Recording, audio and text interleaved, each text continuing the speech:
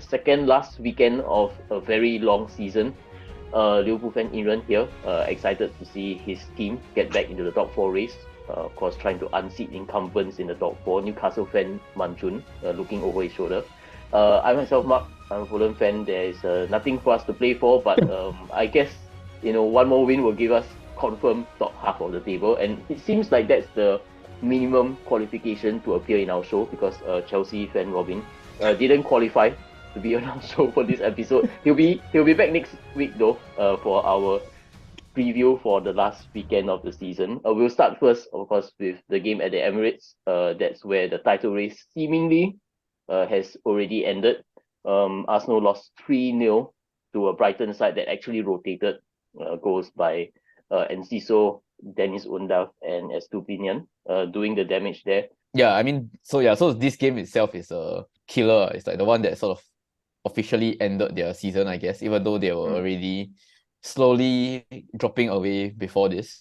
Then if you're talking about the season as a whole, very hard to say. It's like at the start of the season, if you tell people that Arsenal end up second, right, they will just take it without even they don't need to play the season, they just yes, we will just take that, But the fact that when you look at the stats, right, on how many days they've been first, right, it's like I think like 90-something% of the whole season they are in the first position. So this one is really like towards the end, then they sort of lost steam. I think in a traditional season they maybe would have been considered more a bottle job. It's just that it just so happens that Man City are so good, right, that you must get 90 points minimum before you can even think about challenging them, right? Like now, Arsenal not even pushing them to the limits in a sense. Yeah, so I guess, and obviously from Liverpool's point of view, we have sort of experienced this already. It's like getting even close to 100 points wasn't enough for us to win, and we also were almost perfect, which Arsenal, I guess, was not. No lah, I'm gonna.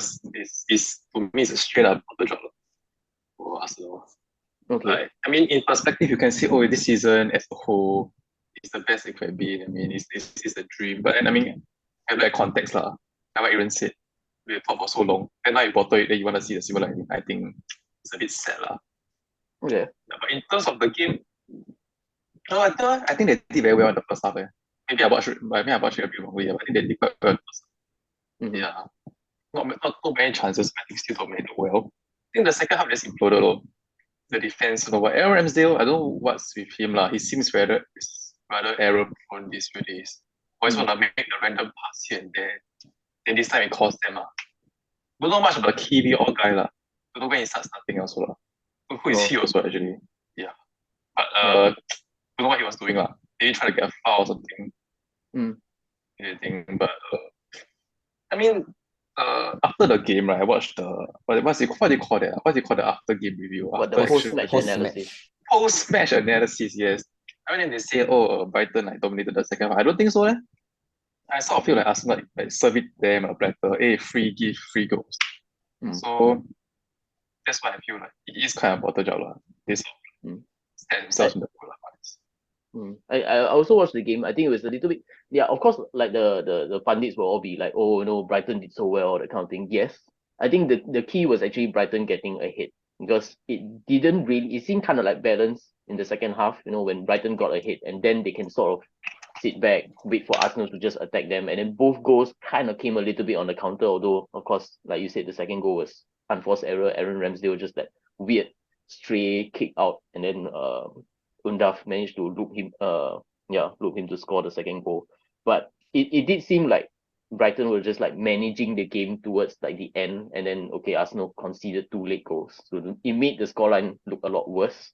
But having said that, Arsenal, even after going behind, you never really felt like Arsenal were going to score, and I think that was the thing that maybe was a bit disappointing. Like for us who we are neutrals, we want to see like the title race go down to the wire. You didn't really see the comeback come in. Like it seemed like Arsenal were just like accepting their fate, which I think was a little bit disappointing. Imran said, you've led the season for so long, and then you see it disappearing in front of you, and then you're sort of a passenger. You don't really take the game by the scruff of the neck kind of thing. And a lot of Arsenal fans were also leaving after this. Brighton scored the second goal. It was a little bit funny, to be honest. Kind of. I mean, obviously none of us have actually like gone to watch our clubs before. So like I don't know what the stance is, like 80 minutes you just leave like that. There's still 10 minutes to go. You're Arsenal, you're the bigger team, you're still in the title race. Kind of also a bit disappointed to see the Arsenal fans leave in droves like that. But yeah, I think I already know the answer to this, but still gonna ask anyway. Manjun, the title race is over already. Yeah lah. Okay. It was over weeks ago, to be honest. Weeks ago. Okay, Weeks ago, boys. Weeks ago, we called it now. I mean, it seemed kind of like at the edge of the table already, right after the 3 draws. Mhm. Yeah. Then a bit hard to pull it back.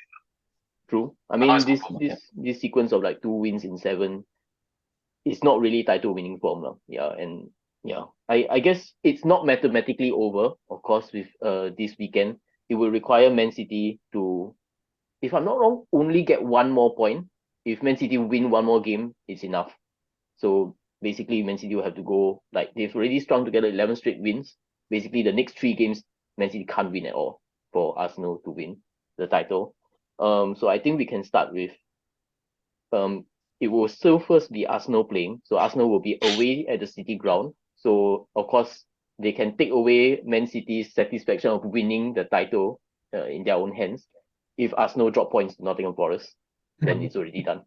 Even in the Brighton game, they sort of, I think they were playing, like I said, they were playing okay until they sort of imploded in the second half. So it's not like they gave up since the start, right? So I think now it's, even if they don't play at 100%, I still think they can beat Nottingham Forest. I think that's about it. For Nottingham Forest, they're still sort of like risky, right? But it's like no matter how well they play, they can still like barely match up to Arsenal. So I think like really nothing that says that they're gonna beat Arsenal. They're not Brighton. Okay, fair enough. Manjun, any case here for Arsenal to be worried about? I don't think so lah. I mean, Forest last 2 games 4 points lah. But I think both games a bit more of a snatch and grab lah. Somehow they made sure score 6 goals. I don't know how they did it. But it thinks they screw on your luck. I don't think should be no issue lah for Arsenal. But you never know lah. It seems very shaky nowadays. 3-0 Arsenal. 3-1 Arsenal. Okay, I'm going to go smaller than that. Arsenal to win 2-1. Regardless of results for Arsenal, Man City will be able to win the title if they beat Chelsea at the Etihad Stadium. That's on Sunday. Chelsea shouldn't really pose much of a threat.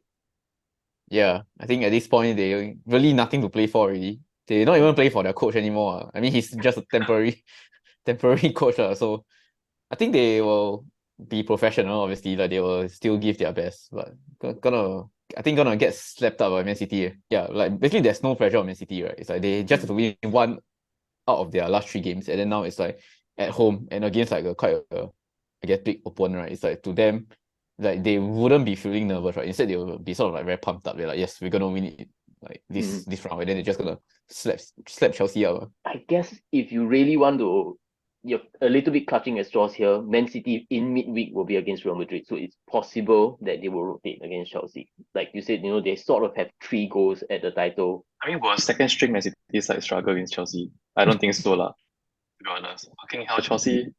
What's going on now? And the defense looks so shaky, sir. I mean, I watched bits and pieces of Nottingham Forest game, right? I don't know. I think physically they're not there lah.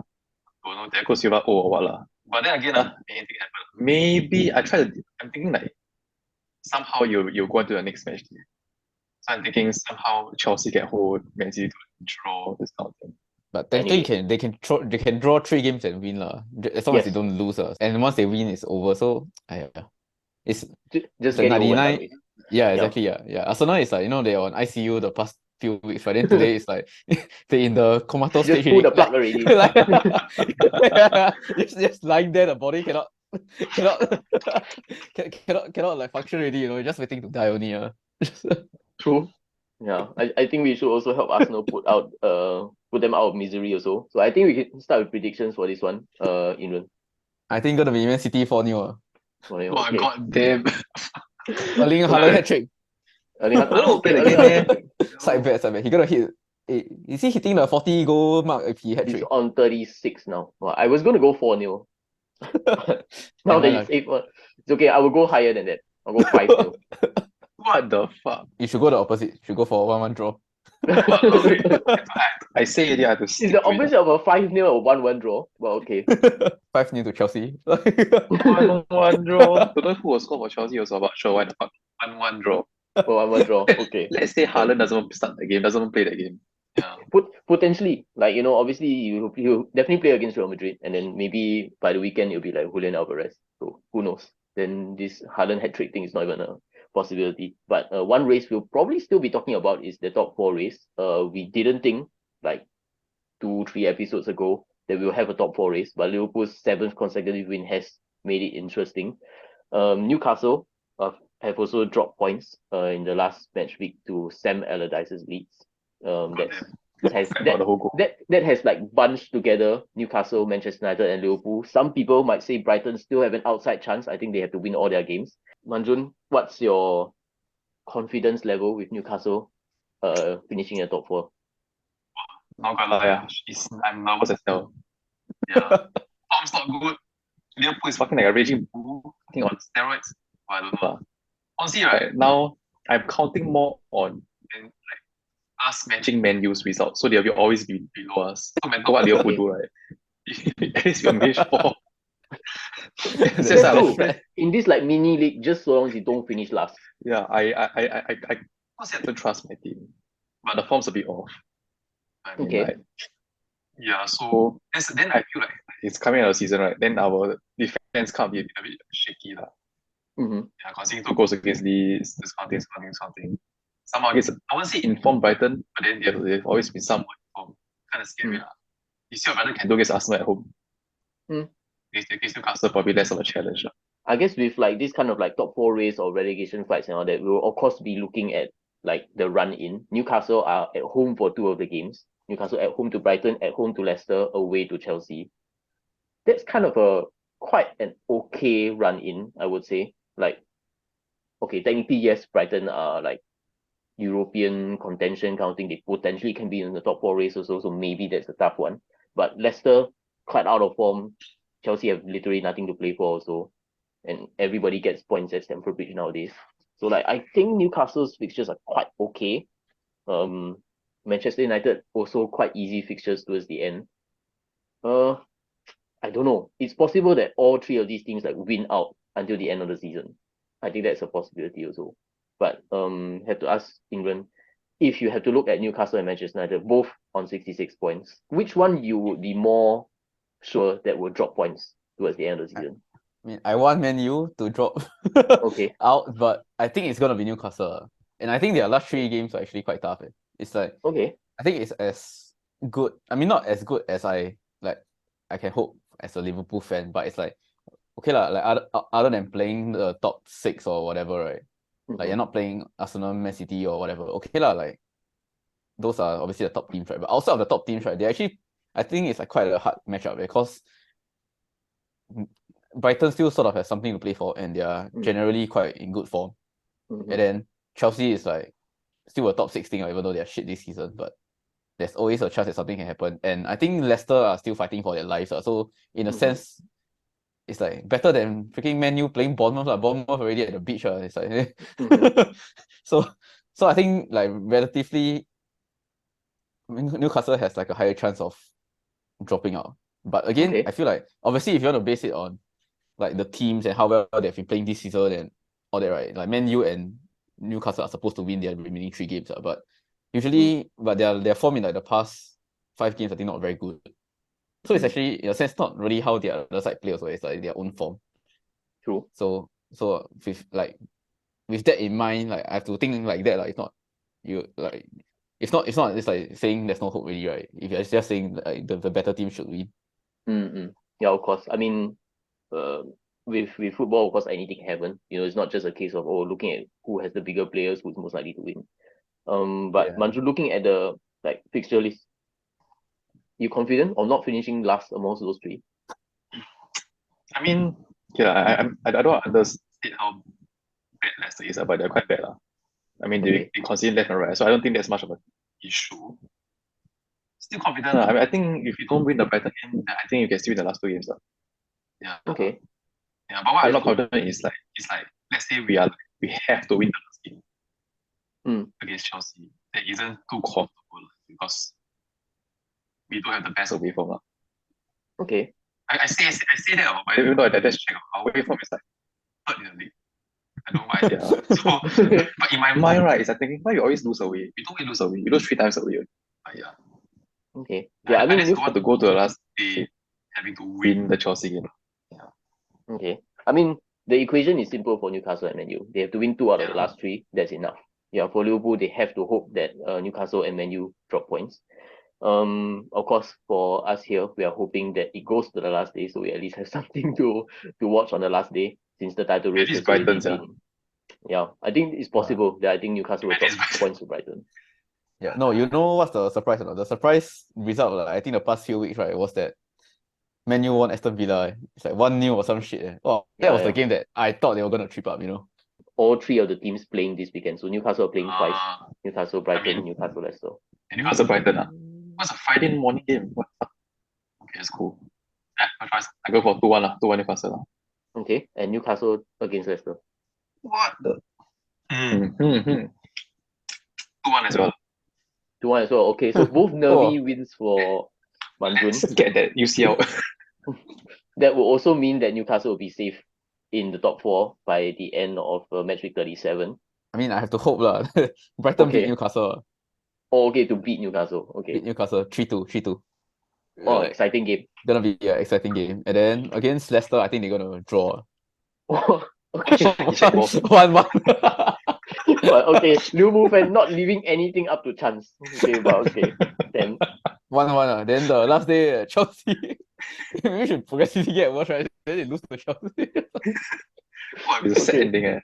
I don't even think they need to lose to Chelsea for you to get top 4 by then already. Right? Yeah. I think they can still beat Chelsea and you will still leapfrog them already. In terms of Newcastle Brighton, I think this is the one where Newcastle drop points. I will go 1-1. Newcastle Brighton.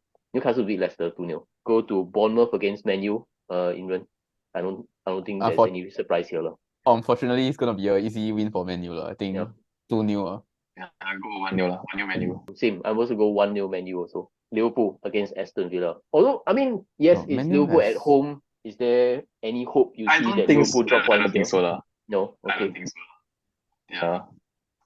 Let me just check it out. Nah, I don't think so. Let me look at. Technically, Aston Villa has something to play for. They're playing for Conference League. Conference League. Who's at home? Liverpool at home. Liverpool at home. Oh, that's it lah. Practically, okay. Liverpool at home, 1-0 win Fulham, 1-0 win Brentford. Yeah, I mean, I think they'll win lah. Again, 1-0 West. Liverpool 1-0 Liverpool. Sorry. Okay. Then Imran. I mean, I'm happy that this game is at home lah, because I think like our home result this season was still quite good. It's still sort of like almost unbeaten, don't know in how many games over like this whole season. It's just like away freaking cannot win a game. It's like you look at the away form, it's like the bottom of the league. So so I think Liverpool will win. Not gonna be comfortable, but I think Aston Villa also not very good form recently. So a bit up and down. So I think Liverpool gonna win 2-0. Okay, same. Going to go Liverpool 2-0 win against Aston Villa. I think it will be a case of whether Newcastle or Man U choke towards the end. Yeah. So I think that will mean, according to Imran, Man U and Liverpool will be going into the last day of the season in the top 4. Newcastle needing to win. Of course, this is all biased opinions because Manjun saying that Newcastle and Man U will be the ones in the top 4. It's basically Spurs against Aston Villa for a place in some sort of European competition next year. Spurs will be at home to Brentford. Nowadays, I think Spurs are like also pretty shit form also. And Aston Villa, of course, we already mentioned away to Liverpool. So we can just mention if Spurs are going to beat Brentford or not. Give that shit to Brentford. Give that 7th place to Brentford. Yeah. I don't think they can finish 7th though, but okay. If they beat, they can still finish 7th. Okay. They 4 points behind Spurs. I'm a bit late, but okay. No, fuck it. 2-1 Brentford. Let's go. From Brentford. Okay, Imran. I think gonna be a draw. I think gonna be 1-1. Same. I also think gonna be a draw. I'm going to go 2-2 for this one. Yeah, Spurs towards the end of the season, it's not like the sacking of Antonio Conte was a wrong decision, but I would say this was definitely the wrong decision to have sacked Conte, put his friend in charge, and then sack him again and get Ryan Mason. Like this sequence of events is just wrong. Yeah, it's like if you Yeah. don't have anyone, then just don't fire him lah. What the hell? I don't get it. I Like think there's something about clubs ridiculous. this season, right? That they fire people, then they cannot find anyone to come in. Then they just Correct lor. whatever lah, fire, then you just die lah. Then that's it. Yeah. I don't get very it. strange. Yeah. Yeah. And the thing is, right, because there's so many clubs that did this. I mean, okay, there are some bigger clubs that did this, like Chelsea and Spurs are good examples. Chelsea, of course, will have a bottom half of the table finish to remember their season by. Spurs, I guess it's just a Spursy season. It doesn't really matter that much. But it actually means that like so many bottom half of the table teams did this nonsense that there's not enough relegation places to punish them for doing this. So like Leeds have done it, Southampton have done it, Southampton have already gone down. There's already one team down, that's Southampton. They lost 2-0 at home to Fulham, which means that Southampton's 11-year stay in the Premier League has ended with relegation to the Championship. Have to ask Manjun, we've kind of seen this coming for a while. Southampton has been struggling towards like the 16th, 17th area for the like maybe the past 2-3 seasons already. I mean, obviously this time they've really struggled. It seems like the cardinal mistake they've made is to sack Hasenhuttl, because like technically when he got sacked, they were still out of the bottom three. The main mistake they've made is to hire Nathan Jones, because that was That's a right. complete waste of time.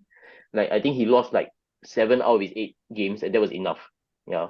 And some more after that, they didn't really have anyone to bring in also. Like, do you think we'll see Southampton back anytime soon?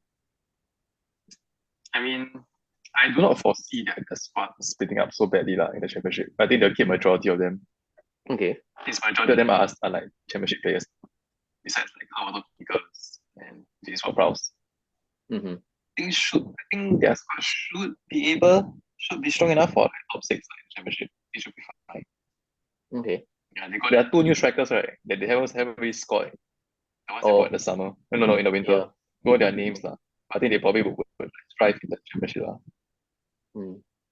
I mean, okay, I only know this because I watched the Southampton Fulham game, so I know the names of the 2 strikers you're talking about. Nice. But like the fact that Paul Onuachu like didn't score any goals, like that was the big purchase they made in like the winter, didn't make any impact whatsoever. They also brought in the summer. I think this goes a little bit under the radar. They brought in a 40 million player. He was Kamaldeen Sulemana, from Rem, and didn't no impact also. So like it's not as if Southampton didn't really spend. It's just a case of like their youth prospects kind of drying up. Like it's been a while since like Liverpool have raided them. It's been a while since Man U have raided them also. And I think that's kind of cost them in the last few seasons. So a bit sad to see Southampton go. Have to ask Imran, like it's been a big part of our like last few seasons that we're watching Premier League. You've seen Southampton as like part of the fixture of the Premier League. Will you miss them? Yeah, I think so. I think generally generally people have good impressions of Southampton. So I don't feel like they are like the other relegation clubs, like season after season. They're sort of always, I mean, when they were good, right, they were really good. They're like making it to the top half of the table. They have like star players in their team. I mean, or they managed to like find star players before they were sold. And like their style of play has always been okay. So I think they're like one of the more positive teams within the league. So gonna be sad to see them go. It's not like Bournemouth going down or what. Nobody gives a shit. Like I like how I think this is across all YouTube channels. Everybody wanted Bournemouth to go, but they made it. I mean, yes, they made it. I guess we'll probably at some point have to give a lot of credit to Gary O'Neill. So some people saying manager of the year kind of territory, but we'll see. That will come like in 2 episodes time when we'll be talking about like which managers, which players that we'll be giving our end of season awards to. But also kind of sad to see Southampton. Even the game against Fulham, like they knew they had to win to keep their hopes alive. I think 1 shot on target, and it was like quite a very low chance kind of opportunity also. So a little bit went out with a whimper. Even though Prime Minister Rishi Sunak was watching his team. No impact. The 4 teams that are still in the relegation fight, I think we can say West Ham are out of it, even though mathematically they are still in and around the competition. But I think we can say it's Nottingham Forest, Everton, Leeds, and Leicester. Forest are 3 points clear, Everton 1 point clear, Leeds 1 point behind, and Leicester 2 points in the relegation zone. We can start first. We've already mentioned Forest against Arsenal. We'll talk about Everton, who some of us were saying that most likely will be the ones going down as well. But now after their 5-1 surprising win against Brighton. Possibly the most surprising result of the entire season. But yeah, they are against Wolves at the Molino, and Wolves have nothing to play for already. So we can start with Manjun here. Will Everton make it back-to-back away wins? I personally don't think so. I think it's gonna be a draw. 1-1. Yeah, I think I'm gonna go for a draw, so think 0-0. I'm also gonna go for a draw. Keep things interesting. Wolves and Everton 1-1. That would mean that both Forest and Everton would not have enough points from this match week to confirm their safety. So that means we'll give Leeds and Leicester another opportunity to get out of the bottom three. Leeds will have that opportunity away to West Ham. And Leicester, of course, we've already mentioned away to Newcastle. Inran seems to think that Leicester will be getting some points there. I think it's gonna be another draw. I think West Ham also sort of like they not gonna get relegated. They still have a European Cup or whatever, right? So they totally not gonna be focused on this already. I think gonna be 1-1. Actually, I'm gonna think it's a Leeds win. I'm gonna go for 2-1 Leeds win. Yeah, I think West Ham got both eyes on the Europa League, Europa Conference League. Yeah. Yes, I'm going to go Leeds win. Leeds win 3-2 against West Ham. If Leicester were to go down, and it's looking increasingly likely, this would be only just 7 years after their title win. Some saying that, it would be sad to see Southampton go. I think a lot of neutrals would be saying that, I think this is a more sad relegation than Southampton for sure. I mean, definitely. I mean, technically, both clubs declined for some years. But the success of Leicester is still quite recent. And still had the 2 fifth place finish. So it's more drastic in the sense of Southampton. Southampton more or less is the place they've been buying is like getting back towards, to be honest. They're taking chances of random players. Leicester, I think, it's more sad. I mean, they do have good players that most teams would want. Yeah. Like a lot of neutrals were like them, right? Just because of their fairy tale run. And generally they've been doing quite well in the league and playing good football. And so I think obviously it's a bigger shock. They were still fighting for top 4 in the past few seasons, I remember. It's like dropping out in the last few rounds, right? There was this one season where Liverpool suddenly overtook them also or something like that. Like it was a bad season and Liverpool sort of came back and then we thought we were not gonna make 4th, but we made 3rd. Remember that season? Yeah. So I think it's a bigger surprise for Leicester and a bigger disappointment too. But oh well, what can you do? Yeah, I mean, it's looking. Yeah, I think if Leicester were to not take any points against Newcastle, it would be very difficult to see them. Okay, basically, if we are saying that Leeds beat West Ham, it's over for Leicester already because Forest, we are assuming, will lose to Arsenal 34. Leicester not getting points against Newcastle would mean they remain on 30. That's 4 points with just 3 points left to play for. So yeah, Leicester would definitely need to hope that I think both Leeds and Everton do not pick up points. I don't know. We'll see. If Leicester will have another great escape in them. That was their first Premier League season back, if you still remember. They had some 5 wins in a row or something to escape relegation. It will have to be that kind of heroic performance towards the end. I think the unfortunate thing is that it doesn't seem like they have it in them this time round, which is kind of sad. And a lot of the big name players will probably leave also. That's the difference between them and Southampton. Like a lot of the Southampton players would kind of not mind one season the championship. But I think Leicester will lose James Maddison, Harvey Barnes, Stewie Tillemans. Don't know if we'll see them back immediately or not. And I think for me personally, the sad part is that the replacements are Burnley and Sheffield United. So Got them. Oh, but it's a good Burnley. Burnley different, different Burnley. Nice tiki-taka Burnley. True. Yeah, No, Vincent Kompany's Burnley. Man City 2.0. Watch out. True. Basically, he's auditioning for the Man City job already. Oh, there's a Man City light. Yeah. Maybe can ask Manjun in terms of the championship. The first leg of the playoffs have already been played. God damn, I didn't even follow. Give me a sec. Wow, fucking Sunderland. Oh, good news. No Luton Town. Is it lost already? No, it's not confirmed yet. It's just the first leg only. Yeah. Sunderland have beaten Luton at home. It was 0-0 between Coventry and Middlesbrough. So it's possible you will get a derby in the playoff final, Sunderland versus Middlesbrough. Nice. Honestly, I don't know how high the camera angle is in Coventry, so I cannot compare whether Coventry come on. Oh, okay. Yeah. But I can almost guarantee that Luton Town confirm is a low camera angle.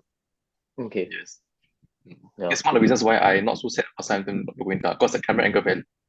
Okay. St. Mary's Stadium. Okay, can. Yeah, but I think if Luton make it, I don't think many people will want Luton to make it, to be honest. But Who took the bill? What's I wrong? think Yeah, it'll be like the smallest stadium in the Premier League ever. worse than Bournemouth. Yeah. Bournemouth Stadium. Already Bournemouth Stadium is like super small already. I don't remember like any team like has a smaller stadium than Luton. In my memory, like those that go to the first division. Yeah. Not really. But anyway, I think if Luton come up, right, you know who the biggest loser is in this? Nathan Jones. He was at Luton. Yeah, he was at Luton. And he was Yeah. doing well. He was doing well, yeah.